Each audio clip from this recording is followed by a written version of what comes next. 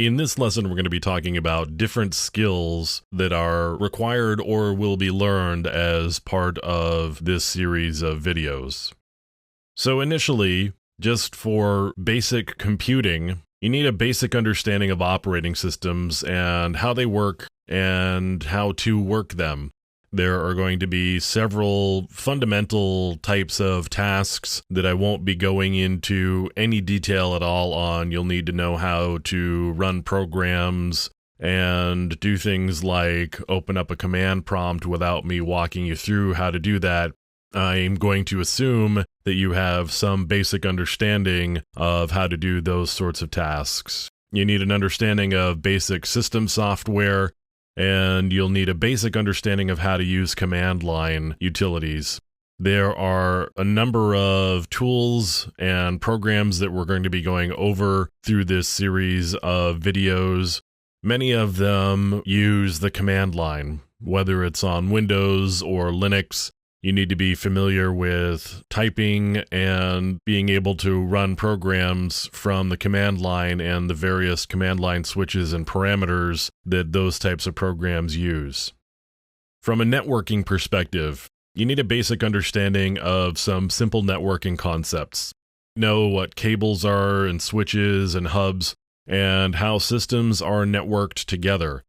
You don't need a deep level of networking understanding. I'll be going through some protocols at a reasonably deep level because I think it's important as an ethical hacker to understand what's going on at the protocol level so that you can know better what you are doing and how to achieve the goals and tasks that you have before you.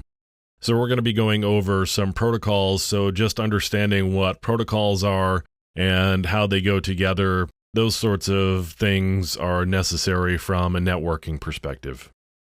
Life skills. Yes, there are some life skills that it's important to have.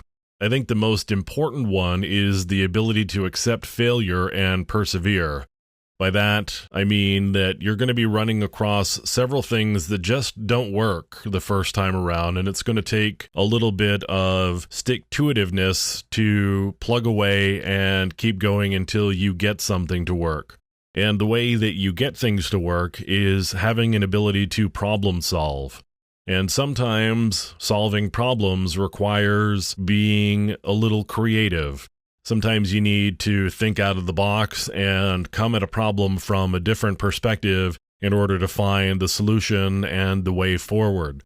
You're going to run across a lot of sticky problems through the course of learning about being an ethical hacker and just doing the work, because it's not as simple as, here's a little recipe for how to do this, now go follow this recipe every time and you're going to be successful.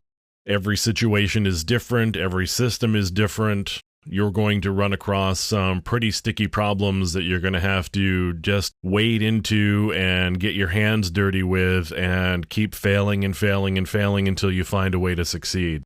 So I think those skills are very necessary to learning how to be an ethical hacker and digging through some of the material that we'll be going over in these videos.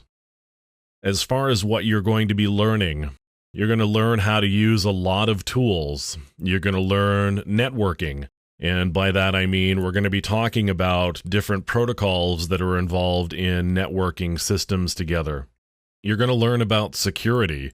Security is the heart and soul of ethical hacking. It's why we do ethical hacking, in order to make systems and networks more secure than they were previously. That's the goal.